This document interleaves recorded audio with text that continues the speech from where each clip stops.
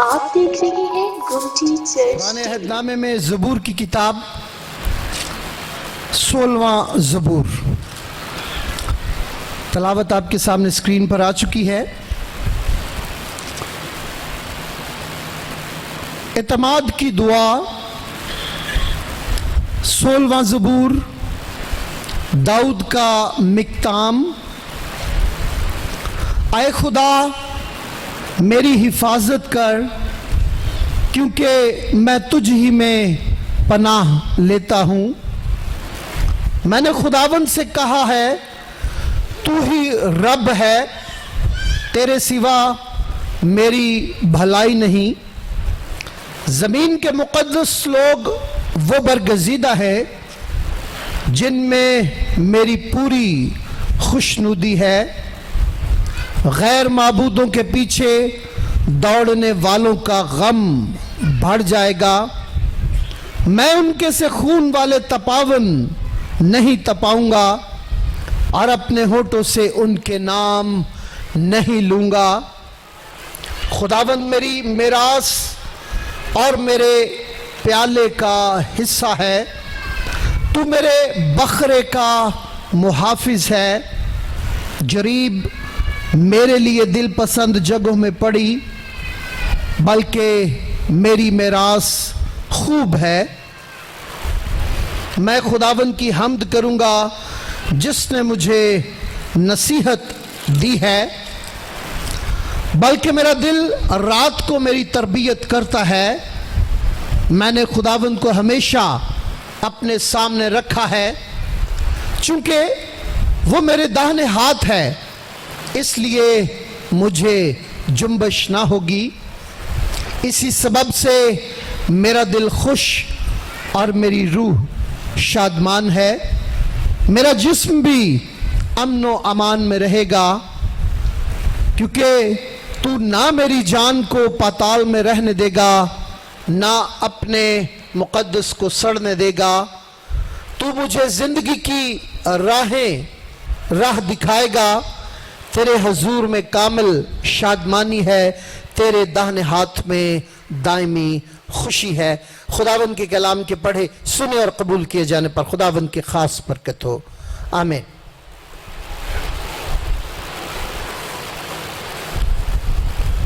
ज़बूर की किताब बर्रे सगीर पाक व हिंद में इसने बड़ा किरदार अदा किया। जब मिशनरीज यहाँ पर आए तो उन्होंने ज़बूर की किताब का तर्जमा उर्दू में करवाया। प्रेस्बिटेरियन मिशनरीज ने, हमारे चर्च ने पहला तर्जमा इसका उर्दू में करवाया और वो इतना कामयाब नहीं हुआ। फिर उन्होंने इसका तर्जमा पंजाबी में कराया। तो पंजाबी हमारी ज़ुबान थी, हमारे बुज़ुर्ग पढ़े लिखे नहीं थे, और फिर जब कभी ज़बूर शुरू होता है तो सारा गिरजा गाने लग जाता है। इन्होंने ज़ुबानी याद कर लिया और इसके वसीले से बहुत से काम हुए लोगों ने। और जब याद रखें, जब हम ज़बूर गाते हैं तो मैं कहता हूं कि जब हम ज़बूर गाते हैं हम इल्हाम गाते हैं, जब हम कोई गीत गाते हैं हम शायरी गाते हैं। और ये ज़बूर मुक़द्दस दाऊद ने लिखा है, जिसकी तलावत अभी हमने सुनी है। ये इसका टाइटल है मिक्ताम। बहुत से उलमा का ख्याल है कि मिक्ताम के लफ्ज़ का किसी को पता नहीं है क्या मतलब है इसका। बहुत से उलमा का ख्याल है कि मिक्ताम का लफ्ज़ जो है ये भूल गया है, याद नहीं है। कुछ उलमा कहते हैं कि मिक्ताम का मतलब है सुनहरी। सुनहरी अल्फाज, गोल्डन वर्ड्स, सुनहरी ज़बूर।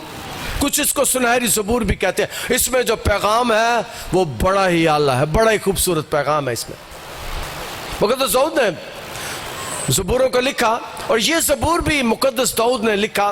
और जब उसने इसका टाइटल बयान किया, और मैं कहता हूं कि जब ज़बूर की तिलावत की जाए तो मेहरबानी से ज़बूर के टाइटल को ज़रूर पढ़ा करें। एतमाद की दुआ, दाऊद का मिक्ताम। दो बातें पता चली हैं, ये मुक़द्दस दाऊद ने लिखा और ये मिक्ताम है। और मिक्ताम का मतलब मैंने बताया, कुछ उलमा कहते हैं कि सुनहरी ज़बूर, सुनहरी आयात, सुनहरी बातें, और इसमें जो पैगाम है वो भी बड़ा ख़ास है, बड़ा सुनहरी है। मुक़द्दस दाऊद बयान करता है कि ऐ खुदा मेरी हिफाजत कर, क्योंकि मैं तुझ में ही पनाह लेता हूं। वो दिलेर आदमी था। जब छोटा था उसने पत्थर घुमा के जात गिराने वाले जुलैद को मारा और जुलैद गिरा और मर गया। इतना दिलेर आदमी था। बचपन से जंगल में भेड़े चराने जाता था और वो भेड़ियों का मुकाबला करता था, शेरों का मुकाबला करता था।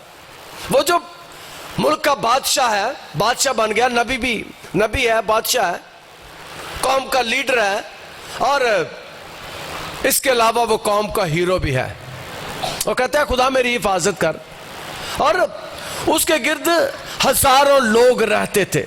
जब वो ऐद के संदूक को लेने के लिए गया, जब उसने ज़बूर 24 में लिखा, ये ज़बूर 24 की बैकग्राउंड यह है कि जब ऐद का संदूक वो लेके आ रहा था और उसने ज़बूर 24 में को लिखा,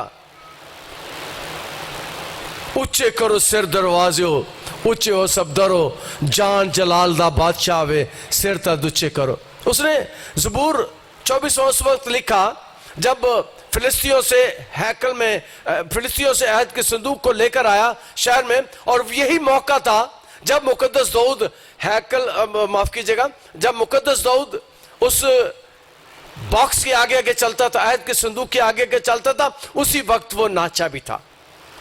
उसी वक्त ज़बूर 24 भी गाया और उसी वक्त वो नाचा भी था जब उसकी बीवी से कहती है कि ये क्या कर रहा है बेटा, कैसी हरकतें कर रहा है। और याद रखें, आज के कलाम में से पहली बात आपके सामने रखना चाहता हूं, हमारा खुदा हमें खुशियों से भर देता है। खुशियों से यह है कि वो गैर कौमों से, फिलिस्तियों से ऐद के संदूक को लेकर आ रहा है और आगे आगे नाचता जा रहा है। और शायर को कहता है कि ऊंचे करो सिर दरवाजे, ऊंचे हो जाओ, हमारा खुदा का ऐद का संदूक हमारे शहर में आ रहा है। इतनी वो इज्जत करता है। वो कहता है खुदा मेरी हिफाजत कर। वो जिसकी जब ऐद का संदूक लेने गया तो उसके साथ कोई 30,000 जंगी मर्द थे, 30,000 सिपाही थे और 30,000 लोग उसके गिर्द थे। वो कहता है ऐ खुदा हमारी हिफाजत कर। और आज के कलाम में से अगली बात आपके सामने रखना चाहता हूं, बंदे बंदे की हिफाजत नहीं कर सकता। आदमी इंसान की हिफाजत नहीं कर सकता। जो इंसान की हिफाजत की तनख्वाह लेता है, कई दफा वो भी मार देता है बंदे को। हमारे मुल्क में सुलेमान तसीर को उसके गनमैन ने मार दिया। इंदिरा गांधी को इंडिया में उसके गनमैन ने मार दिया जो उसकी हिफाजत की तनख्वाह लेता। बंदा बंदे की हिफाजत नहीं कर सकता। अगर कोई हिफाजत कर सकता है तो मेरा खुदा है। और लोग, एक दिन बच्ची शायद आज भी आई हो, वो यहां से जा रही थी और रास्ते में उसकी दुपट्टा मोटरसाइकिल में आ गया और गर्दन दबी गई और सारी जख्मी, शदीद जख्मी हो गई। और उसको डॉक्टर के पास लेके जा रहे थे। वो कह रही मैं डॉक्टर के कोल नहीं जाना, मैं गिरजे से जाना है और मैं जावांगी तो मैं बच जावांगी। एक लड़का, एक नौजवान जिसने 2 गोलियां खा ली गंदम में रखने वाली, और डॉक्टर्स मुझे कहते थे कि जो गोलियां खा ले वो कोई नहीं बचता, वो मर जाता है। लेकिन उसने गोलियां खाने के बाद वो गिरजे में आ गया और हम दुआ कर रहे थे और जैसे ही हमने उसकी तरफ हाथ कर दुआ करना शुरू कर दी, उसकी उल्टी आई और बिल्कुल नॉर्मल हो गया। और मुझे लोग मेडिकल के जो आए थे वो कहते कि पादी साहब एक गोलियां खा के कोई बचा नहीं। याद रखें कलाम में लिखा है वो जहरीली चीजें पी लेंगे उन्हें कुछ नुकसान नहीं होगा। वो सांप और बिच्छू को उठा लेंगे उन्हें कुछ नुकसान नहीं होगा। और यहां दाऊद कहता है खुदा मेरी हिफाजत कर। उसे पता है इंसान की हिफाजत नहीं कर सकता। अगर कोई दुनिया में किसी की हिफाजत कर सकता है तो वो खुदा है। और कई दफा लोग आके बताते हैं पाड़ी साहब एक्सीडेंट होया तो असी बच गए, और रिक्शा उल्ट गया असी बच गए, और किसी ने हाथ देकर हमें बचा लिया। और जो हाथ देता है वो हमारा खुदा है। जो हाथ दे के बचाता है वो हमारा खुदा है। मुश्किलों से, मुसीबतों से, दुखों से, परेशानियों से और दुश्मनों से जो बचाता है वो हमारा खुदा है। दाऊद कहता है, मुकद्दस दाऊद कहता है खुदा मेरी हिफाजत कर। और जब खुदा हिफाजत करता है, एक दिन इब्लीस आसमान पर गया और खुदा के दरमियान, वो खुदा के सामने वो खड़ा है। खुदा से पूछता है, अय्यूब की किताब के पहले बाब में खुदा से पूछता है तूने मेरे बंदे अय्यूब के हाल पर गौर किया? मैंने मुकद्दस अय्यूब नबी का घर देखा है, उस घर में मैं गया हूं और मुझे बड़ी शुक्रगुजारी की मेरे लिए बात है कि मैं अय्यूब के घर में घूमकर उसके इलाके में गया और सब कुछ देखा। अय्यूब पूछता है शैतान से तूने मेरे बंदे अय्यूब को देखा? वो कहते हैं हाँ मैं जानता हूं उसे, पर मैं क्या करूं?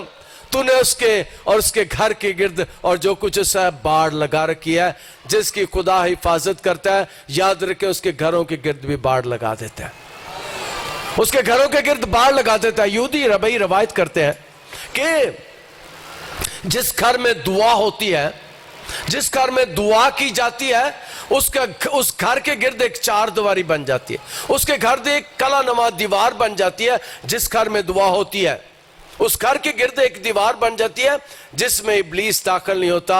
और मुकद्दस दाऊद कहता है खुदा मेरी हिफाजत कर। वो खुदा को प्यार करने वाला शख्स है। मुकद्दस दाऊद नबी खुदा को प्यार करने वाला शख्स है और वो इंसानों की हिफाजत से बिल्कुल ट्रस्ट नहीं करता, बिल्कुल भरोसा नहीं करता। वो खुदा से कहता है तू मेरी हिफाजत कर, और जिसकी खुदा हिफाजत करता है उसे गोली भी नहीं मार सकती। खुदा गोलियों के मुंह भी बंद कर देता है, खुदा धमाकों के मुंह भी बंद कर देता है। खुदा उनकी हिफाजत करता है, उनकी निगहबानी करता है। और मुकद्दस दाऊद इसको सुनहरी ज़बूर कहता है और सुनहरी आयत वो बयान करता है खुदा मेरी हिफाजत कर। और आज के कलाम में से तीसरी बात आपके सामने रखना चाहता हूं। आपको कोई मुश्किल है, मुसीबत है, दुख है, परेशानी है, बीमारी है, खुदा से कहें वो आपकी हिफाजत कर सकता है, आपकी निगहबानी कर सकता है, आपको मुश्किल से निकाल सकता है, आपको वो खुशियों से भर सकता है।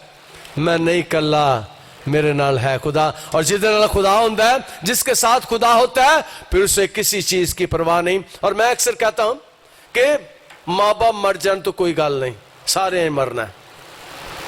माँ बाप मर जान तो कोई गल नहीं, सारे मरना है। सारे माँ बाप, मेरे में माँ बाप मर गए ना।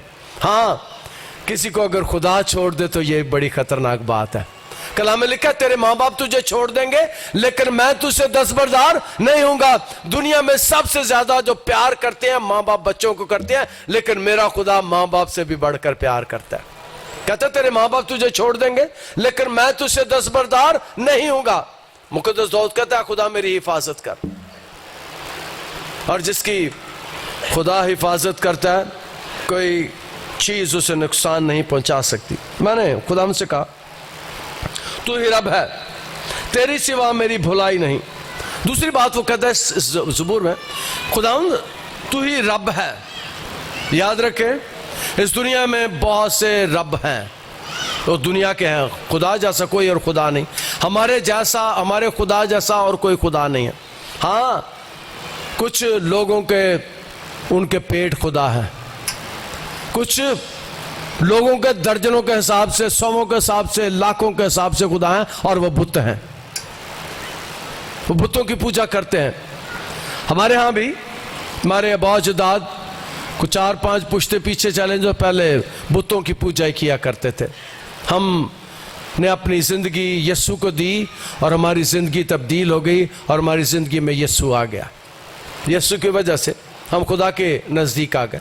और वो कहता है कि तू ही रब है, तेरे सिवा मेरी भुलाई नहीं। वो कहता है कि तू रब है, तू खुदा है, और तेरे अलावा कोई मेरी मदद नहीं कर सकता, कोई मेरे साथ खड़ा नहीं हो सकता। अगर कोई मेरे साथ खड़ा हो सकता है वो कहता है मेरा खुदा है, मेरा रब है, वो मेरा रब है।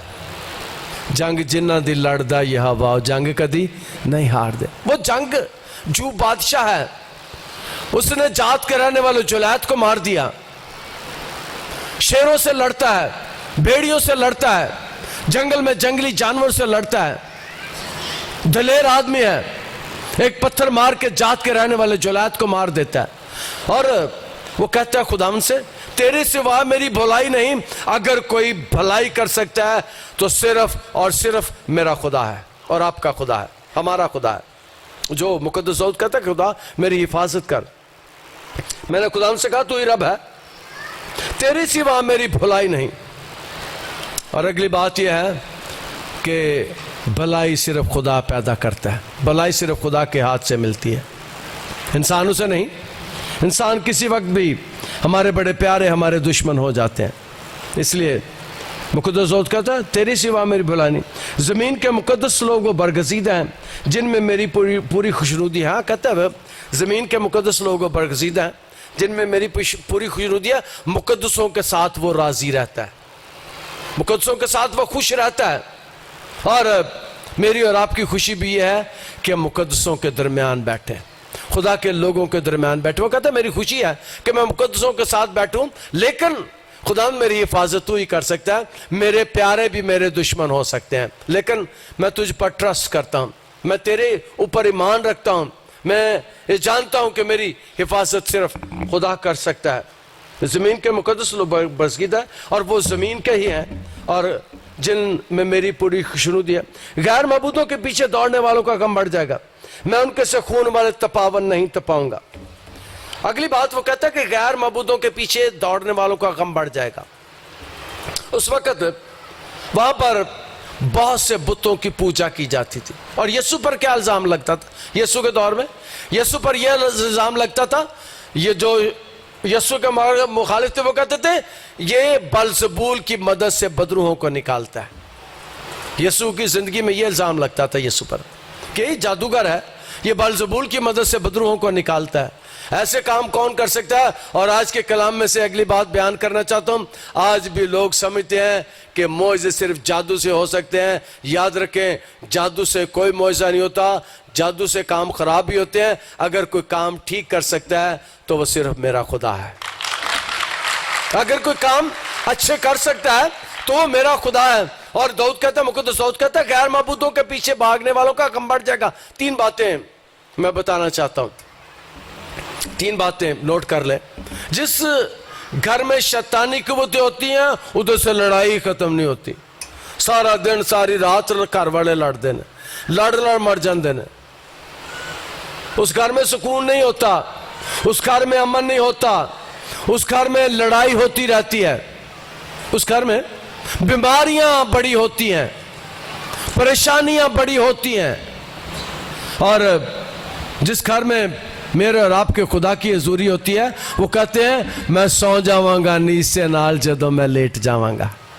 वो सो जाते हैं आराम के साथ। और जिनके घरों में शैतानी कुव्वतें होती हैं, जिनकी जिंदगियों में इब्लीसी कुव्वतें होती हैं, और लड़ मर जाते हैं और उनको नींद भी नहीं आती। और मुक़द्दस दाऊद कहता है कि मैं गैर मबूदों के पीछे दौड़ने वालों का गम बढ़ जाएगा। और जो जादूगरों के पास जाते हैं वो कहते हैं उनके दुख बढ़ जाएंगे, उनके पास कुछ नहीं है। अगर कुछ है तो सिर्फ मेरे खुदा के पास है। अगर कोई दे सकता है, अगर कोई हिफाजत कर सकता है तो सिर्फ खुदा है।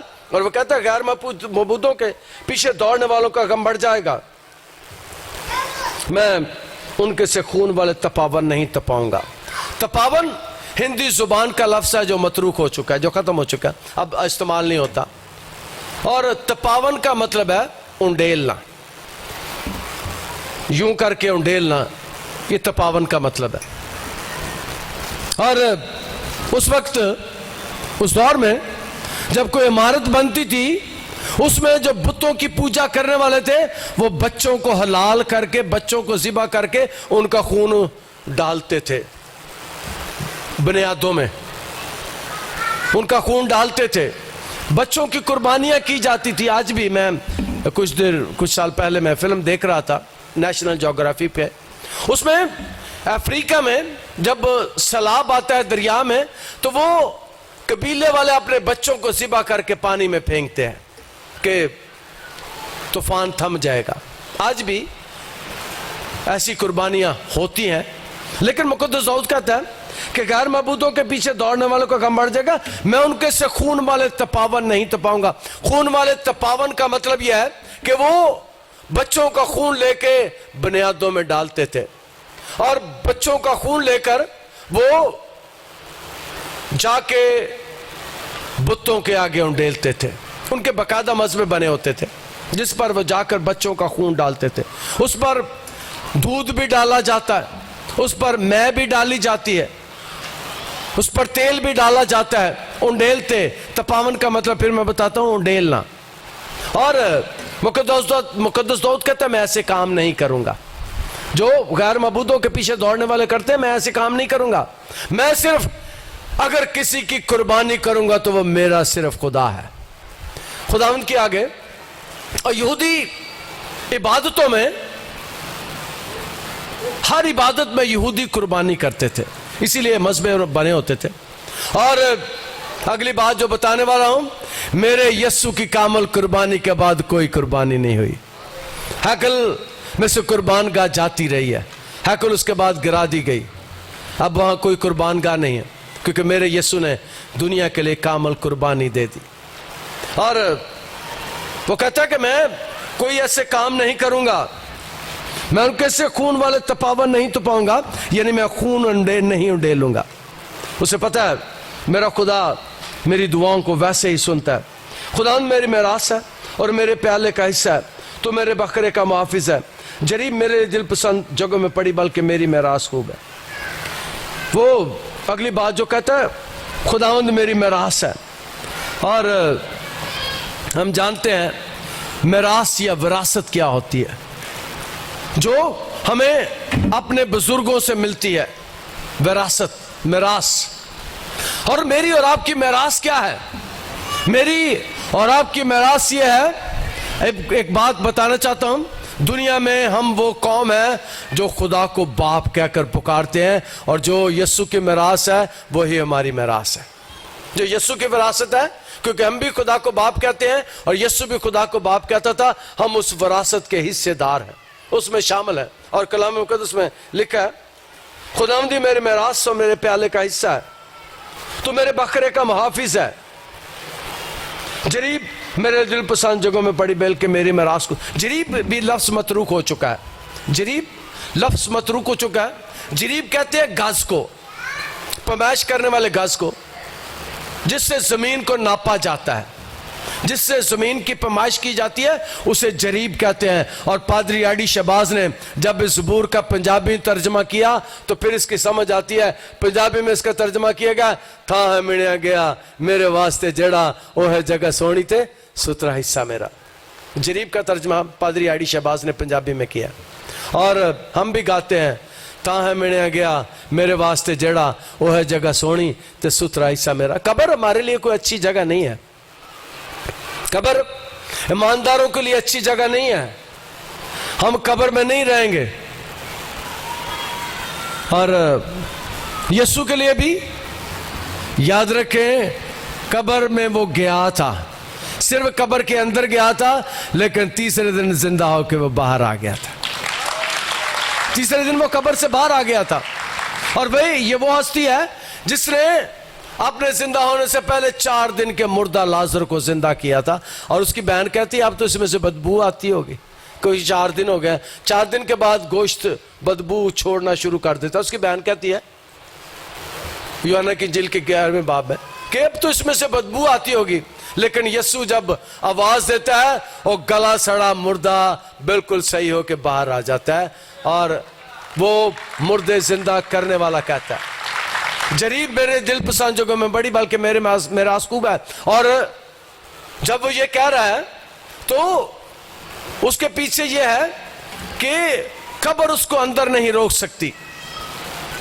यीशु की कब्र पर एक डॉक्यूमेंट्री बन रही थी, BBC टेलीविजन के नुमाइंदे वहां भाग गए, और जो डायरेक्टर था वो ईमानदार नहीं था, वो यीशु पर ईमान नहीं रखता था। लेकिन जब वो यीशु की कब्र के अंदर गया, यीशु जिसका बदन वहां पर 3 दिन रहा था, जब वो उस अंदर गया, वो कहता मैं ईमानदार नहीं था, लेकिन जिस दिन फिल्म हुई मैं ईमान यीशु पर ले आया था। कब्र में आज भी बड़ी कुव्वत है, आज भी बड़ी ताकत है यीशु की कब्र में। यीशु की कब्र आज भी जिंदगियां बदल देती है। और जरी मेरे दिल पसंद जगहों में बड़ी, बल्कि मेरी मेरास खूब है। आज भी मुकद्दसों के बदन कब्रों में नहीं रहेंगे। कलाम इस बात को बयान करता है कि यीशु के आने पर, जब यीशु आएगा जहां वो गया वहीं पर ही आएगा, तो कलाम में लिखा है उसके आने पर समंदर अपने मुर्दे दे देगा, जिन्होंने मच्छियां भी खा गई हैं। कलाम में लिखा है समंदर अपने मुर्दे दे देगा और जमीन अपने मुर्दे दे देगी। मेरे यीशु के आने के साथ ही कब्रें फट जाएंगी और मुर्दे जिंदा किए जाएंगे। कब्रें फट जाएंगी और मुर्दे जिंदा किए जाएंगे। ये वो हस्ती है जिसने इस दुनिया में रहते हुए मुर्दों को जिंदा किया। लोग कहते हैं कि 3 मुर्दे यीशु ने जिंदा किए। मैं कहता हूं यीशु ने बेशुमार मुर्दे जिंदा किए। मुकद्दस कलाम में से मुकद्दस मत्ती के 27वें बाब को पढ़ लीजिएगा। जब मेरे यीशु की कुर्बानी हो रही थी तो कलाम में लिखा कब्रें फट गईं, चट्टाने तिड़क गईं और बहुत से मुर्दे जिंदा होकर मुकद्दस शहर को गए। था है मिणया गया मेरे वास्ते जेड़ा वह जगह सोनी ते सुथरा हिस्सा मेरा। कब्रों में मुकद्दसीन नहीं रहेंगे। मुकद्दसीन कब्रों से जब यीशु आएगा तो उठा लिए जाएंगे। पता नहीं यीशु कल आना है, परसों आना है, पर यीशु ने आज आना है। यीशु ने पता नहीं मैं जिंदा होऊंगा या नहीं, लेकिन इतना मुझे पता कि यीशु आएगा तो मैं फिर से जिंदा हो जाऊंगा। मर भी गया तो उसके आने पर मैं फिर जिंदा हो जाऊंगा। और जरीब मेरे दिल पसंद जो में पड़ी, बल्कि मेरी मेरास खूब है। मैं खुदा की हम्द करूंगा जिसने मुझे नसीहत दी है। बल्कि मेरा दिल रात को मेरी तरबियत करता है। ये ज़बूर इमाल की किताब के दूसरे बाब की 25वें 27वीं आयत में मैं पढ़ता हूं। ये ज़बूर का वहां पर पढ़ा गया। इमाल की किताब उसका दूसरा बाब और उसकी 25वें से 27वीं आयत मैं पढ़ता हूं, क्योंकि कलाम में लिखा है 25वीं आयत में, क्योंकि दाऊद उसके हक में कहता है। ये ज़बूर जो गोल्डन है, ये सुनहरी जो ज़बूर है, ये इसलिए इसे सुनहरी कहते हैं कि इसमें पैगाम सुनिएगा क्या है। मुकद्दस दाऊद कहता है, उसके हक में कहता है, मैं खुदावंद को हमेशा अपने सामने देखता हूं क्योंकि वो मेरी दाहिनी तरफ है ताकि मुझे जुम्बश ना हो। इसी सबब से मेरा दिल खुश और मेरी रूह शादमान है। मेरा जिस्म भी उम्मीद में बसा रहेगा, इसलिए कि तू मेरी जान को आलमे अरवा में ना छोड़ेगा और ना अपने मुकद्दस को सड़ने की नौबत पहुंचने देगा। तूने मुझे जिंदगी की राह बताई, तू मुझे अपने दीदार के बायस खुशी से भर देगा। यह ज़बूर है जो मुकद्दस पतरस ने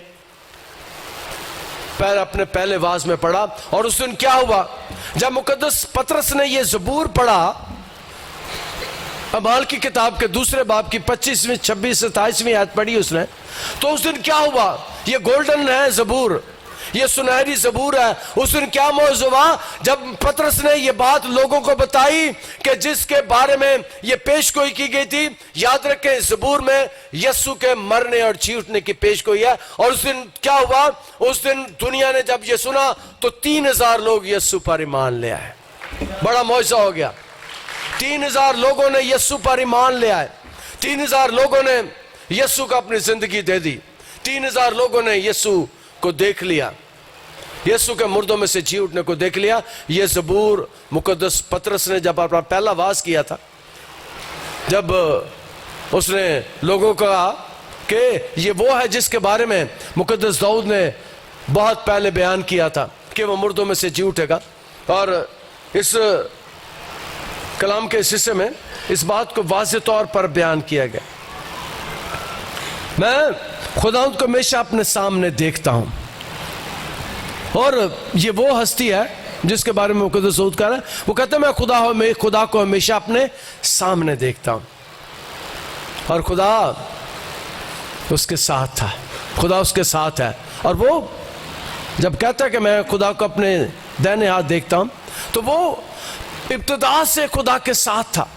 जब खुदा ने आदम को मट्टी से बनाया, मेरा यीशु उसके साथ था। जब उसकी रूह पानियों पर जुम्बिश करती थी, मेरा यीशु उसके साथ था। और यीशु ने इस बात को साबित कर दिया जब पानी पर चलता हुआ मेरा यीशु आया। उसने बताया कि जब खुदा की रूह पानियों पर जुम्बिश करती थी, मैं खुदा के साथ था। और कलाम मुकद्दस में इस बात को वो बयान करता है, क्योंकि वो मेरी दाहिनी तरफ है ताकि मुझे जुम्बिश ना हो। इसी सबब से मेरा दिल खुश हुआ और मेरी जुबान शाद, बल्कि मेरा जिस्म भी अमन अमान में रहेगा। कहते कि कब्र उसका कुछ नहीं बिगाड़ सकी, कब्र उसका कुछ नहीं बिगाड़ सकी, वो तीसरे दिन मुर्दों में से जी उठा है। इसलिए मेरा दिल खुश और मेरी रूह शादमान है। याद रखें कि खुदावंद का कलाम हमें खुशियों से भर देता है। जरा गौर से सुनिए, खुदावंद का कलाम हमें खुशियों से भर देता है, लेकिन जरा गौर करना पड़ता है उसके अल्फाज पर। जो कलाम मेरे हाथ में है, याद रखें ये कलाम जो आपके पास है, इसको कहते हैं गुड न्यूज, खुशखबरी। और याद रखें जब हम कलाम पढ़ते हैं हमें खुशी से भर देता है, तसल्ली से भर देता है, इसलिए कि ये गुड न्यूज है, ये खुशखबरी है और इसको पढ़ना चाहिए, इसको अपनी जिंदगी में जगह देने की जरूरत है। और जो उसके कलाम को रोज पढ़ते हैं, याद रखें खुदा उनको आज भी खुशियों से भर देता है। जो कलाम जो मेरे हाथ में है ये जिंदा है, और ये जिंदा है और ये जिंदगियां बदल देता है, हालात को तब्दील कर देता है। मुक़द्दस दाऊद इस ज़बूर में बयान करते हैं, बल्कि मेरा दिल रात को मेरी तबीयत करता है, मैंने खुदावंद को हमेशा अपने सामने रखा, चूंकि वो मेरे दाहिने हाथ है, इसलिए मुझे जुम्बश ना होगी। कहता है और अब यीशु कहाँ है? यीशु आसमान पर जाकर खुदावंद की राइट हैंड पे बैठ गया, दाहिनी तरफ बैठ गया, और वहां पर क्या करता है? मेरी और आपकी शफाअत करता है। हमारा एक शाफी, और उसने क्या कहा जाने से पहले? उसने कहा मैं जाता हूं ताकि तुम्हारे लिए जगह तैयार करूं।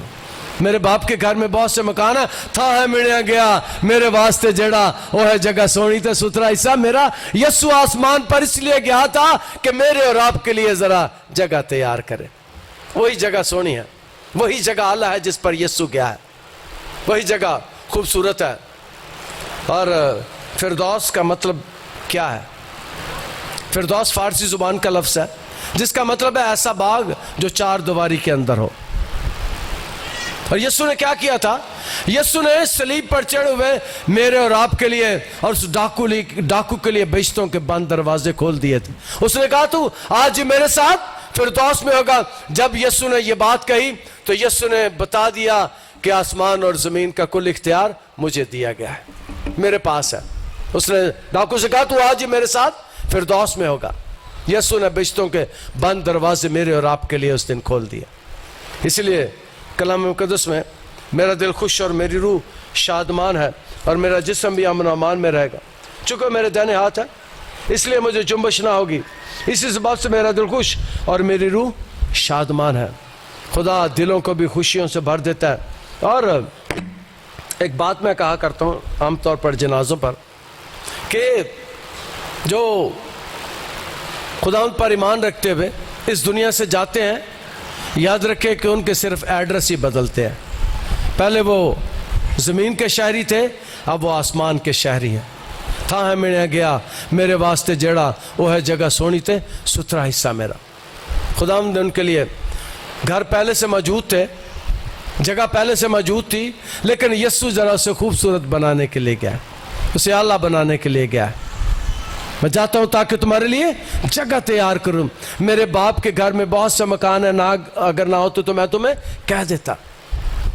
हम भी जहां जाएंगे, हम भी जहां जाकर क़याम करेंगे। आमतौर पर लोग जनाजों पे जाऊं तो दुआ करते हैं खुदावंद इस इब्राहिम की गोद में जगह दे, इस इब्राहिम की गोद में जगह। तो पता कोई नहीं होता क्या मतलब है इसका।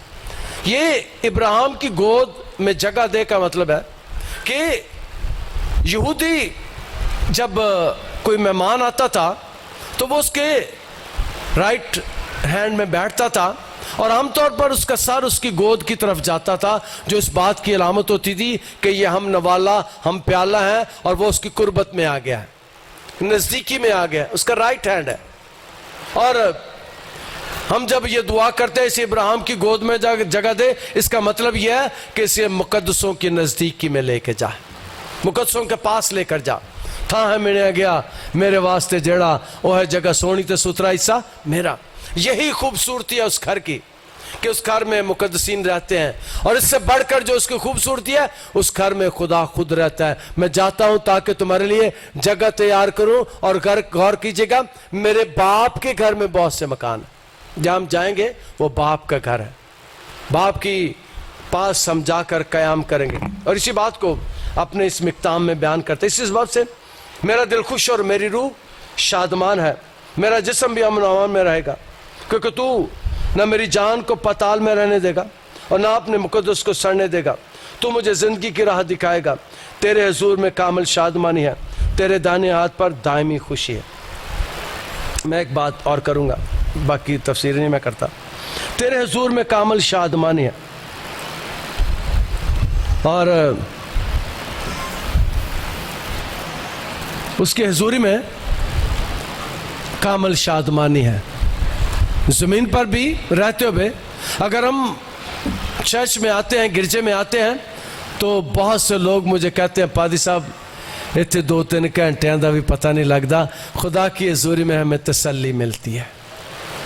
खुदा हमें तसल्ली से भर देता है। खुदा हमें, बीमार भी आते हैं तो कहते हैं, पादी साहब इधर आके हमें सुकून मिल गया है। जब खुदा के घर में आते हैं, खुदा की हुजूरी में आते हैं, तो वह हमें खुशियों से भर देता है। आज सुबह भी, पिछले जुमे को एक खातून आई थी शाहकोट से, आज सुबह भी आई थी 1 हफ्ते के बाद। वो जब आई थी मेरे पास तो उसके कपड़े खून से भरे हुए थे और उसका कैंसर बह रहा था, आखिरी स्टेज थी, और पता नहीं खुदा उस दिन बड़े ज़ोर से काम कर रहा था। जैसे ही मैंने उस पर हाथ रखा वो यहाँ से चली गई और आके आज मुझे बताती है, पादी साहब, नहीं उसके बाद फिर आई, दो दफ़ा आई हमारे पास, और आकर बताती है, पादी साहब जब मैं घर गई तो मेरा सारा कैंसर वाला खून ख़त्म हो गया, कैंसर का जख्म नॉर्मल हो गया। और फिर बुध वाले दिन दोबारा आई, उसका खामद मुझे लेकर आया, मैं घर में था, मैं भी दाखिल हुआ, वो भी दाखिल हुआ। फिर मैंने उसके लिए दुआ की। उसने कहा, आज सुबह आके कहती, पादी साहब हुण जख्म भी गायब हो गए ने जेड़े कैंसर दे सन। आज सुबह की इबादत में खुदा हमें खुशियों से भर देता है, और उसकी शक्ल बदल गई थी, उसका चेहरा बदल गया था, उसके हालात बदल गए थे, और मेरे साथ खुशी से हंस हंस के वो बातें कर रही थी। और जब पहले पिछले जुमे आई थी तो वो रो रही थी। खुदा हमारे आंसुओं को खुशी में बदल देता है, खुदा हमारे आंसुओं को खुशी में बदल देता है। इसी सबब से मेरा दिल खुश और मेरी रूह शादमान है। यहाँ भी और आसमानों पर भी मेरा और आपका खुदा हमें खुशियों से भर देता है। खुदावंद आज के कलाम के वसीले से हमें बरकत दे। खुदाम तेरा शुक्र, तेरी तारीफ तेरे कलाम के लिए जो हमारे कदमों के लिए चिराग और राह के लिए रोशनी है। आज इस कलाम के वसीले से हमें बड़ी बरकत अता कर, यीशु के अलकादर नाम के वसीले से। आप देख रहे हैं गुमटी चर्च टीवी।